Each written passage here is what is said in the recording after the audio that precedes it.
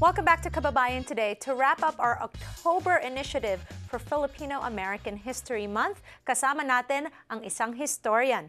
Currently a postdoctoral scholar of the University of California Center for New Racial Studies, a multi-campus research center dedicated to the study of race and racism. Kasama natin si JP De Guzman, who's currently revisiting his dissertation into a book entitled A Touch of Danger, Southern California's San Fernando Valley and the Racial Politics of an American Dream. Kasama natin dito sa Kababayan Today. Hello, JP. Nice to see you. I'm so glad that you've come here on the show. We're wrapping up our October initiative for Filipino-American History Month. Let's get right to it. Taga saan ang mga magulang mo from the Philippines? Well, I was born here to a fierce immigrant single mom, and she has a very, like countless thousands of other Filipinas, she was, and still is, a nurse, and she was recruited to the United States during the great shortage of medical professionals here in the States during the 1960s and 70s. So the second wave of immigration for the Filipinos. Absolutely, yeah. yes. Okay, so how is it like growing up here in America as a Filipino? What is your experience growing up like? It was we all have very unique experiences. Countless causes and conditions lead us to where we are. For me, I was the only Filipino in my neighborhood. It was a unique neighborhood, a very multi-ethnic neighborhood. And in school, there were a few other Filipinos, a few other Asian Americans, Latinos, and whites, and African Americans.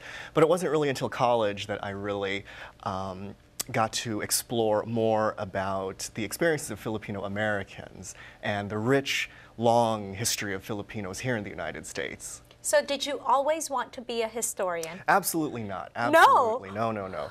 I really disliked history for a very long time because it seemed so irrelevant to what I was experiencing. It just seemed boring. Unfortunately, I did not have good history teachers, like many people, I'm sure.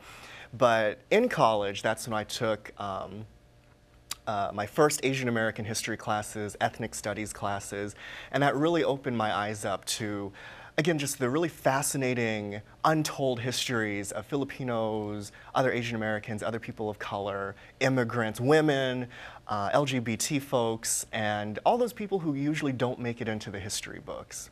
Okay, well, as we know, we, as Filipinos in America, there's hardly any history that's written about us in the books that we go to in school. Absolutely. Why do you think it's important? Obviously, it's our October initiative for Filipino-American history.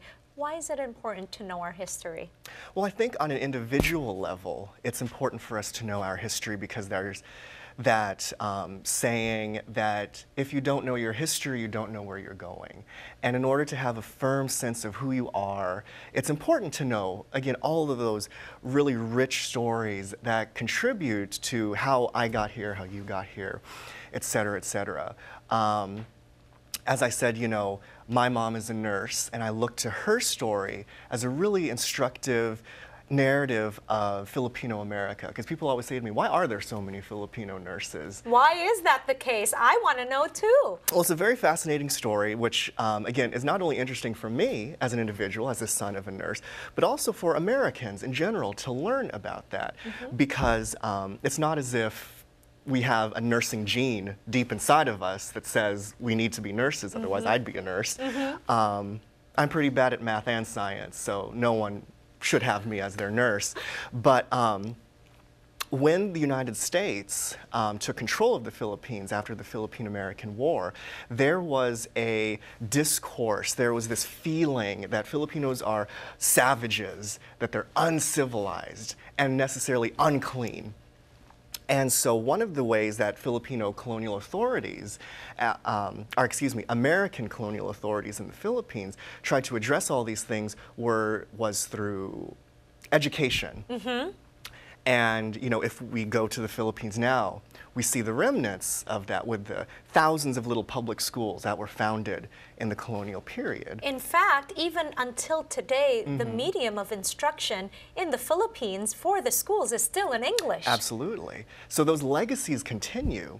And one of those had to do with nursing education.